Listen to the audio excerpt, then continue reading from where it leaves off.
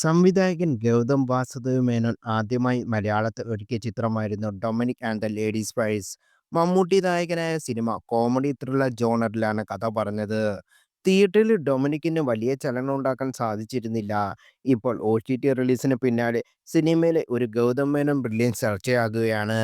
ഡൊമിനിക്കിലെ ഈ രാത്രി എന്ന ഗാനത്തിന്റെ അവസാനത്തോട് അടുക്കുമ്പോൾ മമ്മൂട്ടി സ്റ്റൈലിഷായി ബൈക്ക് ഓടിക്കുന്നതിന്റെയും നടക്കുന്നതിന്റെയും ഷോട്ടുകളുണ്ട്. പക്കാ സ്റ്റൈലിഷ് രീതിയിലാണ് ഗൗതം മേനോൻ ഈ ഭാഗങ്ങളിൽ മമ്മൂട്ടി അവതരിപ്പിക്കുന്നത്. ഗൗതം മേനോന്റെ മുൻ ചിത്രമായ വേട്ടയാട് വിളയാടിൽ കമലഹാസന്റെ ഇൻട്രോ സോങ് ആയ കൽക്ക കൽക്കയുടെ വിഷ്വലിനോട് സാമ്യം ഉള്ളതാ ഡൊമിനിക്കിലെ ഈ ഷോട്ടുകൾ. തന്റെ ഇഷ്ടതാരങ്ങളായ കമലഹാസനും മമ്മൂട്ടിക്കും സമാനമായ ഷോട്ടുകൾ വെച്ച് ഇരുവർക്കും ഒരു ട്രൈബിട്ട് നൽകുകയാണ് ഗൗതം മേനോൻ ചെയ്തത് എന്നാണ് കമന്റുകൾ.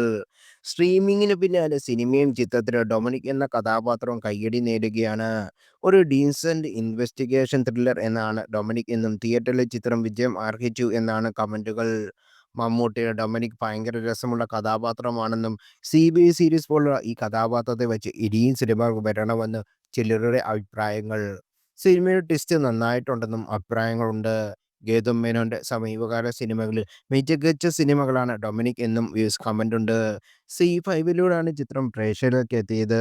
ഡിസംബർ 19 ചിത്രം സ്ട്രീമിംഗ് ആരംഭിച്ചത്.